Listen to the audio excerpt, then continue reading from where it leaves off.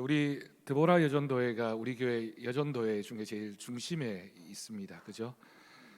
우리 홍경숙 권사님 지금 좀 다치셔서 병원에 입원해 계시는데 기도해 주시고, 오늘 오전에 우리 신현애 권사님 부친상이 있으셔서 아직 일정이 안 나와서 제가 광고를 못 드리지만 아마 내일 오후쯤 우리가 문상을 가야 될 것 같습니다.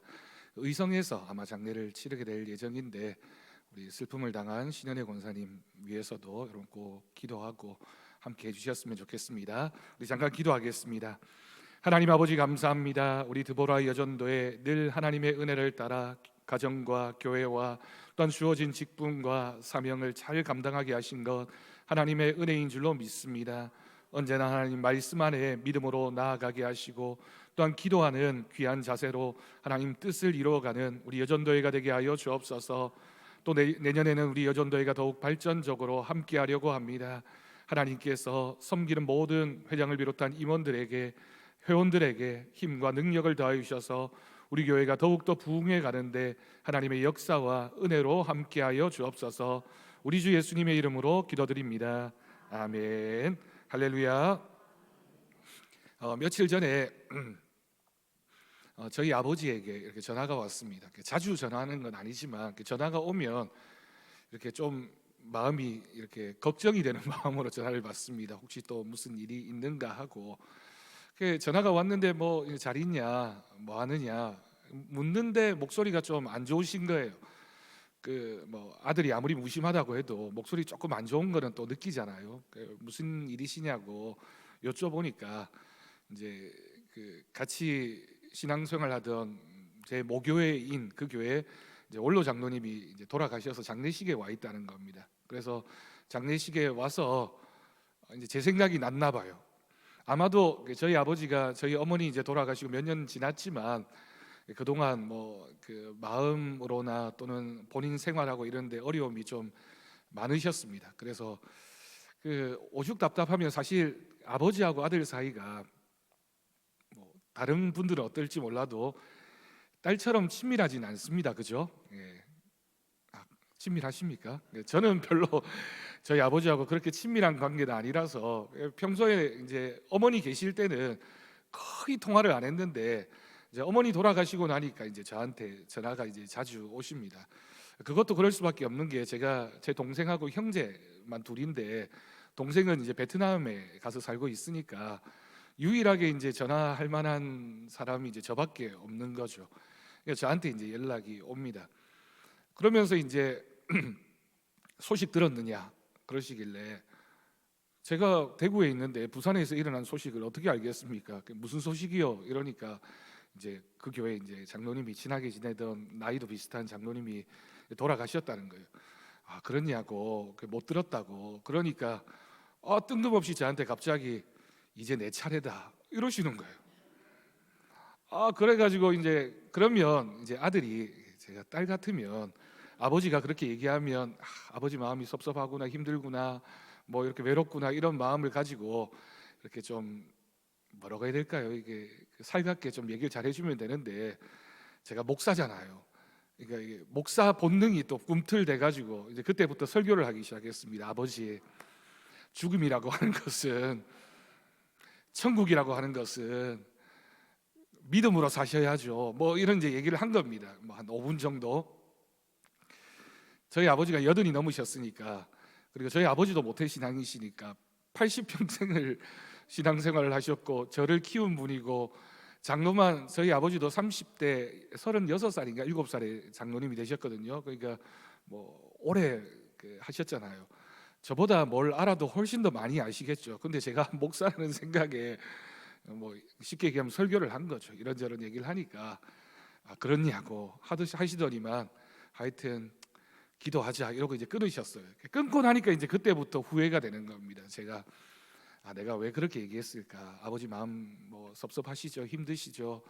걱정하지 마세요. 제가 자주 뭐 연락드리고 챙겨드릴 테니까 이번 주에 가겠습니다. 뭐 이렇게 얘기했으면 좋았을 텐데 뭐 또 거기다 대고 또 설교를 한마디 했는지 후회가 엄청 됐습니다. 오늘 찬양 예배 설교 준비하면서 하나님이 우리에게 들려주시는 말씀에는 좀 직설적이고 교리적이고 굉장히 딱딱해 보이는 설교와 같은 말씀이 있는가 하면 때로는 굉장히 오늘 말씀처럼 비유적이고, 이 비유를 우리가 신학적으로는 그림 언어 이렇게 표현을 하거든요. 언어이지만 그림을 그리듯이 이렇게 감정이나 정서에 이렇게 가까이 다가가는 그런 내용들이 있습니다. 여러분, 어떤 말들이 우리에게 감동이 될까요? 옳은 말, 분명히 우리가 들으면 이해가 되는 말, 물론 그런 말들도 우리한테 마음에 다가올 때도 있지만 사실은 다 알고 있는 내용을 듣는다고 해서 그게 위로가 되지는 않습니다. 때로는 한마디 말이라도 우리가 사랑을 담아서 그 감정을 함께 느낄 수 있는 그 말이 위로가 된다라는 사실을 제가 알면서도 왜 그랬을까 이런 생각이 들어서 반성을 참 많이 했습니다. 오늘 내용이 사실은 그런 내용입니다. 우리가 오늘 예수님의 비유 세 가지를, 오늘 우리가 두 가지를 읽었지만 그 다음 비유까지 해서 세 가지 비유를 우리가 함께 나누게 될 텐데, 가장 감동적이고 하나님의 마음을 가장 투명하게 보여주는 비유를 꼽으라고 한다면 이 누가복음 15장에 기록되어져 있는 잃어버린 것을 찾는 아버지, 하나님의 마음이 세 가지 비유를 통해서 설명되어져 있습니다. 오늘 본문은 사실 1절과 2절을 보면 굉장히 긴장감 있게 시작을 합니다. 당시 사회에서는 죄인이라고 불려지던 사람들, 오늘 말씀에는 세리나 창녀 이런 사람들이 예수님 주변에 참 많이 있었거든요. 그런데 사실은 거룩하고 경건하다라고 불려지던 사람들은 죄인을 가까이 하지 않았습니다. 우리말에도 금묵자흑이라는 말이 있는 것처럼 이게 자꾸 이제 나쁜 사람들을 가까이 하다 보면 우리도 그럴 수 있으니까 나를 지키기 위해서 그럴 수도 있다라고 할 수 있지만, 당시에는 율법에 따라서 그렇게 죄인들을 가까이 하는 것은 그 사람도 죄가 묻을 수 있는, 오염될 수 있는 가능성이 있다라고 보았던 거죠. 그런데 그런 사람들이 예수님의 말씀을 들으려고 자꾸만 나아오는 겁니다. 그래서 그 모습을 지켜보던 종교 지도자들, 오늘 말씀에서는 바리새인과 서기관들이 수군거립니다. 뭐라고 수군거립니까? 이 사람이 죄인을 영접하고 음식을 같이 먹는다. 여러분, 죄인을 어떤 의미에서 본다면 이 사람들은 스스로 죄인인 줄 아는 사람들입니다. 왜냐하면 너는 세리야, 너는 어떤 죄를 지은 사람이야 라고 하는 손가락질을 늘 받고 살아가기 때문에 자신들도 죄인인 줄 알지만 예수님의 말씀을 듣기 위해서 나온 사람들이죠. 어떻게 보면 굉장히 갈급한 마음을 가지고 나온 사람들입니다. 그런데 바리새인과 서기관들의 눈에는 그 사람들이 거룩하지 못한 자로 보였던 겁니다. 거룩하지 못한 사람이 왜 예수님께 오느냐? 예수님이 성경 말씀을 가르치시는 분이고 하나님의 말씀을 가르치고 기적을 베푸시는 분이라면 저 죄인들에게 무슨 은혜의 기회가 돌아갈 수 있겠느냐? 기적을 일으킨다 하더라도 저 죄인들에게 갈 만한 복은 없다라고 생각하는 것이 서기관들이나 바리새인들의 생각이었던 것이죠. 그런데 예수님은 그들의 비난에 전혀 변명하지 않은 채, 전혀 다른 말씀하시지 않은 채 오늘 비유의 말씀을 세 가지를 얘기해 주셨습니다. 그럼 세 가지 비유는 사실 다른 이야기 같지만 주제는 하나입니다. 동일한 말씀을 하기 위해서 세 가지 비유를 말씀해 주셨습니다. 그 핵심이 뭡니까? 하나님은 잃어버린 것을 찾는 분이시다. 그리고 찾았을 때 춤을 추실 만큼 하나님이 기뻐하신다. 여러분, 이 말씀을 다르게 표현하면 너희가 하나님이 기뻐하시는 그 일을 해야 되지 않겠느냐? 하나님이 가장 기뻐하는 일이 뭐라고요? 죄인이 돌아왔을 때, 잃어버린 자를 찾았을 때 가장 기뻐하니, 너희들이 하나님이 가장 기뻐하는 일을 하려면 너희들 주변에 잃어버림 당한 사람들, 잃어버려진 그 사람들을 찾아내서 하나님 품으로 돌아오게 하는 것이 우리의 사명이고 우리가 감당해야 될 일이라고 우리 주님이 말씀하셨던 겁니다. 잃어버린 것에 대한 비유 세 가지를 잠깐 생각해 보려고 합니다. 여러분, 첫 번째 비유는 잃은 양의 비유입니다. 1절에서 7절까지의 이 내용이 나와 있죠. 잃은 양의 비유를 그냥 한 문장으로 이렇게 표현하면 계산을 초월한 사랑이라고 할 수 있습니다. 여러분, 계산이라고 하는 게 뭡니까? 1이 크냐 2가 크냐라고 물으면 이건 초등학교를 굳이 가지 않더라도 하나 두 개 뭐가 크냐라고 하면 두 개가 크다는 거 다 압니다. 요즘 어린이집만 가도 그 정도 다 배우지 않을까요? 근데 오늘 말씀에서는 1과 비교되어지고 있는 숫자가 뭐냐면 99입니다. 1하고 99 중에 무엇이 크냐? 무엇이 크냐라고 하는 건 99입니다. 그런데 예수님은 무슨 질문을 하고 있냐면 무엇이 크냐라는 것이 아니라 무엇이 중요하냐 이렇게 질문하십니다. 그럼 같은 개념일 것 같습니까? 우리가 현대인들에게는 99 크다라고 하는 것과 중요하다라고 하는 것이 늘 이게 등식관계 이퀄이라고 생각을 합니다. 99 많으니까 중요한 거예요. 그런데 예수님은 다른 얘기를 하시죠. 하나이지만 중요할 수도 있다라는 말씀을 주십니다. 어떤 목자가 양 100마리가 있었습니다. 그중 하나를 잃어버립니다. 그러자 이 양 주인이 한 일이 무엇입니까? 자신이 99마리를 들에 두고 그 잃은 것을 찾아내기까지 찾아다녔다라고 기록하고 있습니다. 근데 여기서 주목할 단어가 뭐냐면 찾아내기까지입니다. Until he finds it. 영어로는 이렇게 표현합니다. 그것을 찾아낼 때까지라는 뜻입니다. 목자가 양 한 마리쯤이야 아직 99마리가 남았으니 괜찮아 라고 생각하는 건 계산하는 겁니다. 자신에게 99마리가 있으니 한 마리보다는 이게 더 크니까 나한테 있는 이것을 내가 잘 지켜야지, 계산적인 생각입니다. 경제 논리로 본다면 한 마리를 위해 99마리를 들판에 두는 위험을 감수하는 것은 어리석은 일이죠. 만약에 여러분 우리가 이 장면을 지켜보고 있다면 그 주인에게 이렇게 조언하겠죠. 지금 한 마리를 찾아다닐 때냐, 99마리라도 잃어버리기 전에 잘 보관해야지, 일단 이 9마리를 지켜야 되지 않겠느냐라고 우선순위를 9마리에 두고 얘기하지 않겠습니까? 그런데 이 목자에게 양은 숫자가 아니라 생명이었습니다. 여러분, 숫자가 아니라 생명이다. 이 표현은 크기가 아니라 뭐라고요? 중요하다는 거예요. 한 마리이지만 중요하다는 겁니다. 왜? 생명이기 때문에. 한 어머니가 시장에서 아이를 잃어버렸다고 상상해 보십시오. 집에 다른 자녀가 셋이나 더 있다고 해서 잃어버린 막내 아들을 포기하는 어머니가 있겠습니까?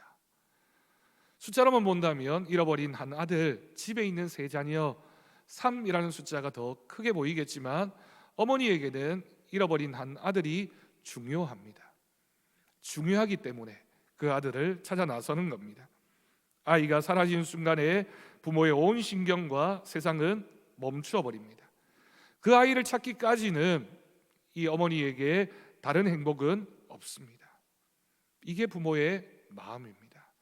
부모가 자녀를 바라볼 때 숫자로 바라보거나 크기로 바라보지 않고 중요한 것, 생명으로 바라보기 때문에 그래서 그 하나가 귀한 것이죠.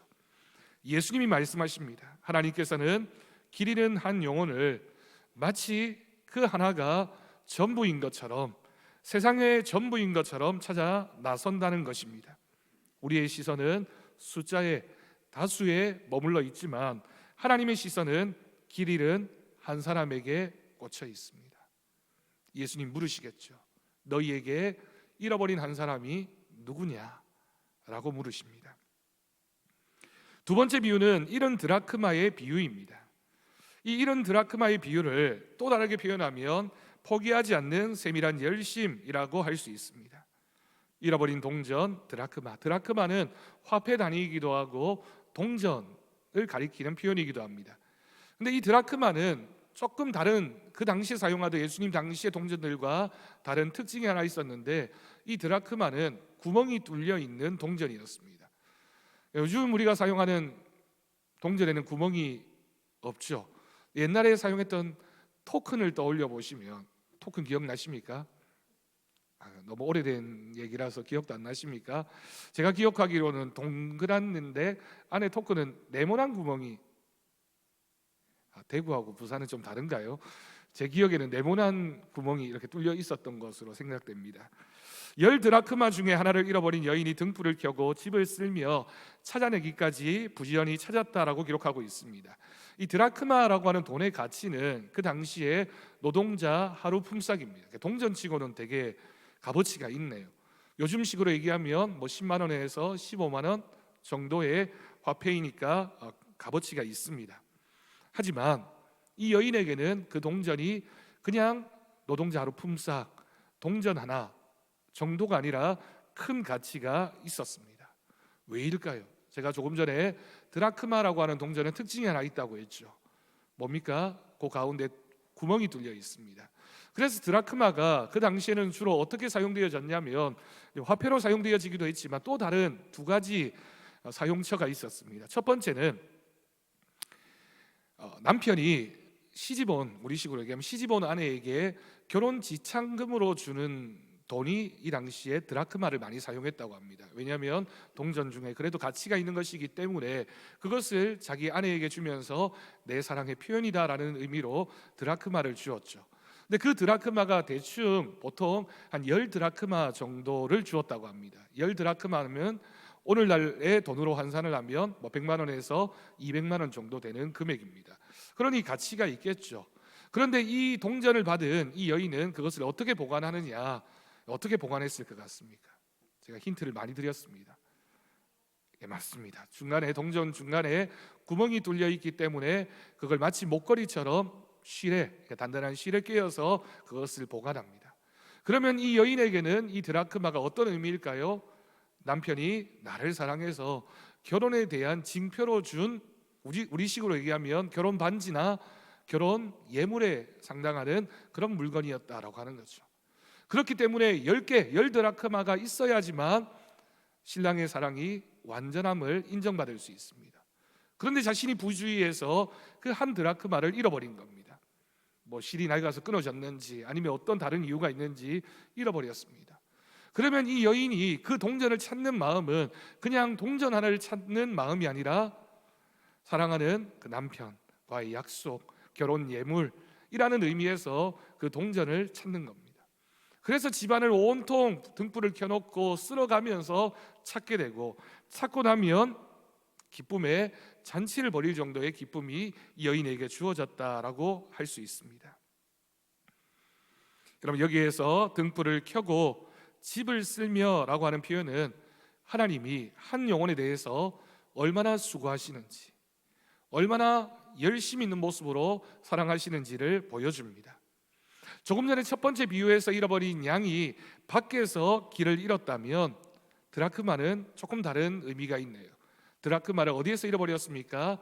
집 안에서 잃어버린 것입니다. 이 비유를 이렇게 해석할 수도 있습니다. 그럼 교회 밖의 영혼도 잃어버린 영혼을 우리가 찾아내야 되겠지만 어디에서도 잃어버린 영혼이 있을 수 있다고요? 교회 안에서도. 분명히 약속이 있고 분명히 실이라고 하는 언약 안에 들어온 백성이었지만 어떤 이유인지 몰라도 상처를 받고 아픔을 가지고 예배로부터 벗어나고 교회 공동체로부터 소외당하고 어려움을 겪는 잃어버린 교회 안에 누군가도 있을 수 있다라고 하는 겁니다. 예수님이 교회 밖에 누군가도 찾아야 되겠지만 교회 안에 우리 가까이에서 함께하고 있던 잃어버린 한 드라크마와 같은 한 영혼도 찾아야 된다라고 말씀하십니다. 세 번째 비유입니다. 잃은 아들의 비유입니다. 우리 읽지 않았지만 11절에서 32절까지 예수님의 비유 중에 굉장히 길게 기록되어진 비유입니다. 우리는 이 비유를 가리켜서 탕자의 비유라고 부릅니다. 기다림과 파격적인 은혜를 이야기합니다. 여러분, 이 이야기는 우리가 너무나 잘 알고 있습니다. 둘째 아들이 아버지에게 유산을 달라고 했는데 그 유산은 당시의 문화에서는 아버지가 죽은 다음에야 받을 수 있는 것이었기 때문에 마치 아버지 당신이 죽었다고 생각하고 유산을 주십시오라고 말하는 것과 같은 굉장히 당돌하고 어떤 면에서는 굉장히 무례한 아버지에 대한 요청을 했습니다. 폐륜과도 같은 상황이었던 거죠. 그런데 아버지는 그 아들에게 재산을 나누어 줍니다. 왜 그랬을까요, 여러분? 아버지의 마음속에는 내가 혹시, 아버지는 다 알고 있었겠죠. 이 비유에서 아버지는 하나님이시기 때문에 이 둘째 아들의 이 재산을 받아 나가면 어떤 일이 벌어질 것인가를 알고 있었습니다. 그런데 아버지는 어떤 선택을 했냐면요, 내가 재산은 잃어버리겠지만 무엇을 잃어서는 안 된다? 내 아들을 잃어서는 안 되었기 때문에 이 아들에게 재산을 주었습니다. 그리고 그 둘째 아들은 그 재산을 받아서 멀리 떠나갔고요, 허랑방탕하게 살다가 모든 것을 잃고 돼지 쥐염 열매로 배를 채우는 처지가 됩니다. 유대인에게 이 돼지는 굉장히 부정한 짐승이었습니다. 떨어질 수 있을 만큼 가장 낮은 곳까지 떨어졌다는 뜻입니다. 그때 그가 제 정신이 듭니다. 스스로 돌이켜 그리고 아버지께로 돌아가기로 결심합니다. 아들이 아니라 품꾼의 하나로 써주십시오. 그러나 아버지는 달랐습니다. 읽지 않았지만 20절을 보면 이렇게 기록하고 있습니다. 아직도 거리가 먼데 아버지가 그를 보고 측은히 여겨 달려갔다. 이 비유의 절정 클라이막스입니다. 아버지는 둘째 아들이 재산을 받아 집을 나간 그 순간부터 뭘 하셨을까요? 집 밖으로 나가 그 아들을 기다리기 시작하셨습니다. 아들은 집을 나갔지만 그 순간부터 아버지는 기다렸던 겁니다. 그런데 아직도 거리가 먼데 아버지가 그를 보고 측은히 여겨서, 그 다음 구절이 되게 중요합니다. 어떻게 표현하고 있냐면요, 그 아버지가 그 둘째 아들을 향해서 달려갔다라고 표현합니다. 당시 유대 사회는 우리나라 예전과 마찬가지로 가부장적인 사회였습니다. 나이 많은 어른이 뛴다라고 하는 표현은, 뛴다라고 하는 건 굉장히 예의에 어긋나는 행동이었습니다. 아버지는 뛰어갔습니다. 왜 뛰어갔을까요? 둘째 아들이 고향으로 돌아오게 되었을 때 그 둘째 아들을 향해서 동네 사람들에게 돌을 맞거나, 소문이 다 났잖아요. 그 당시에 아버지가 죽기도 전에 유산을 달라는 것은 폐륜적인 행동이었기 때문에 율법에 따르면 이 둘째 아들은 돌에 맞아 죽을 수밖에 없습니다. 돌에 맞거나, 또는 동네 사람들이 나와서 이 둘째 아들을 비난해서 이 둘째 아들에게 마음의 상처를 줄까 봐, 그래서 혹시라도 돌아오려고 마음먹었던 그 발걸음이 다시 돌아서게 될까 봐 아버지는 달려갔던 겁니다. 달려갔습니다. 혹시라도 누군가로부터 공격당하거나, 혹시라도 그 아들이 상처를 받아서 다시 발걸음을 돌릴까 봐 아버지는 뛰어갔습니다. 아버지는 아들의 준비되어진 변명도 듣지 않습니다. 제일 좋은 옷을 입혔습니다. 신분을 회복시켰습니다. 가락지를 끼웠습니다. 그 아들의 권위를 회복시켜 주었습니다. 신발을 신겼습니다. 자유인 너는 품꾼이 아니라 내 아들이라는 뜻으로 신겨줍니다. 여러분, 이 이야기가 바로 복음입니다. 우리가 아들입니다. 둘째 아들입니다. 우리가 하나님을 떠나는 순간 우리는 실패한 인생이고 죽을 인생입니다. 그런데 은혜가 있습니다. 우리가 하나님을 떠난 그 순간부터 하나님 아버지는 우리를 기다리기 시작하셨습니다. 우리가 돌아오기만 하면 그 아버지는 달려나와서 우리를 얼싸안고 우리에게 또 다른 은혜를 주시는 분이신 줄로 믿습니다. 어니스트 해밍웨이라고 하는 유명한 소설가가 있습니다. 그가 쓴 단편 소설에 이런 이야기가 있습니다. 스페인의 한 아버지가 가출한 아들, 자신의 아들 파코라고 하는 아들을 찾기 위해서 신문에 광고를 냈습니다. 사랑하는 파코야, 내일 정오에 신문사 정문 앞으로 와다오. 다 용서했다, 아빠가. 다음 날 신문사 앞에 어떤 일이 벌어졌을까요? 무려 800명의 파코가 모여들었다고 합니다. 아버지의 용서를 기다리는 아들이 그만큼 세상에 많다는 것입니다. 우리 하나님은 우리의 죄를 묻고 따지시는 분이 아니라 돌아오는 즉시 달려와 안아주시는 아버지이십니다. 그래서 여러분, 오늘 우리가 읽은 이 비유 세 가지는 다 복음에 관한 이야기입니다. 하나님이 우리에게 어떤 분이신가? 나는 어떤 사람인가? 우리가 하나님 앞에 구원을 받는다는 것은 어떤 의미인가? 우리를 무조건적으로 용서해 주시는 하나님 아버지의 품이 있으니 돌아오라고 말씀하십니다. 오늘 이 세 가지 비유는 우리에게 세 가지 귀한 적용점을 줍니다. 첫째, 하나님의 사랑은 찾아오시는 사랑임을 여러분 믿으십시오. 내가 찾아 나선 사랑이 아니라 우리를 찾아오시는 사랑입니다. 목자가 양을 찾으러 갔고 여인이 동전을 찾았고 아버지가 아들을 보러 달려 나갔습니다. 우리가 어디에 있든지 우리를 찾아오시는 그 하나님을 만나시기를 바랍니다. 두 번째로, 교회는 잃은 자를 찾는 기쁨을 회복해야 합니다. 예수님 당시의 바리새인과 서기관들은 죄인들이 오는 것을 싫어했습니다. 왜냐하면 우리끼리만 거룩하고 우리끼리만 행복하면 돼라고 생각했기 때문입니다. 그런데 주님은 99마리를 두고 길을 떠나셨습니다. 저는 우리 더사랑교회가 우리만의 천국이 아니라 세상에서 상처 입고 실패한 영혼들, 또는 교회 안에서 여러 가지 이유로 아파하고 외로워하는 그런 우리의 형제자매들이 돌아와 쉼을 얻는 우리 아버지의 집, 우리 여성 성도들에게는 친정과 같은 그런 집이 우리 교회가 되어야 할 줄로 믿습니다. 마지막 세 번째, 염치를 버리고 용기를 내어 돌아오십시오. 탕자가 아버지에게 돌아올 때 가장 큰 장애물이 무엇이었을까요? 막아서는 사람 없습니다. 누구도 방해하지 않습니다. 단 한 가지 자신의 마음속에 남아있는 마지막 염치 또는 자존심이었습니다.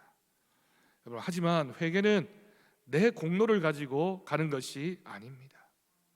탕자가 잘했던 것, 그에게 위대했던 점은 완벽한 반성문을 써서 아버지께 들려주었기 때문이 아니라 아버지 집으로 가야겠다라고 결단했고 발걸음을 옮겼기 때문입니다. 하나님 아버지께 돌아오는 길은 멀지 않습니다. 마음을 돌이키는 그 한순간 하나님은 이미 달려오고 계십니다. 말씀을 맺겠습니다. 여러분, 이 세 비유에 공통된 결론이 있다면 잔치와 기쁨입니다. 6절과 9절을 보면 나와 함께 즐기자, 32절을 보면 이 내 동생은 죽었다가 살아났으며 우리가 즐거워하고 기뻐하는 것이 마땅하다. 여러분, 우리 하나님의 마음은 심판이 아니라 기쁨에 있습니다. 죄인 한 사람이 회개하고 돌아올 때 하나님은 기뻐 춤을 주시는 분이십니다. 천국에서 잔치를 여십니다.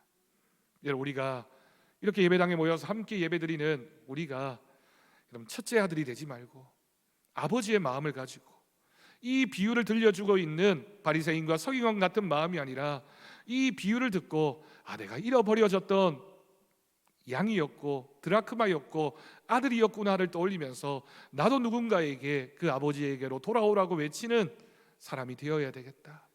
마음에 공감하고 사랑을 나누고 실천할 수 있는 우리 더사랑교회 모든 성도가 되기를 주님의 이름으로 축복합니다. 기도하겠습니다. 사랑의 하나님 아버지, 우리가 길을 잃었을 때 우리를 포기하지 않으시고 끝까지 찾아내어 주신 은혜에 감사합니다. 오늘 주신 말씀처럼 우리 교회가 잃어버린 영혼을 향한 아버지의 다른 마음을 품게 하여 주옵소서. 바리새인처럼 정죄하는 눈이 아니라 아버지처럼 달려가 안아주는 가슴을 갖게 하여 주옵소서. 아직 주님 품으로 돌아오지 못한 가족과 이웃들이 있다면 우리가 그들을 찾는 사랑의 통로가 되게 하여 주옵소서. 우리를 찾으시고 기뻐하시는 예수 그리스도의 이름으로 기도드립니다. 아멘. 찬송가 290장 함께 찬양하겠습니다.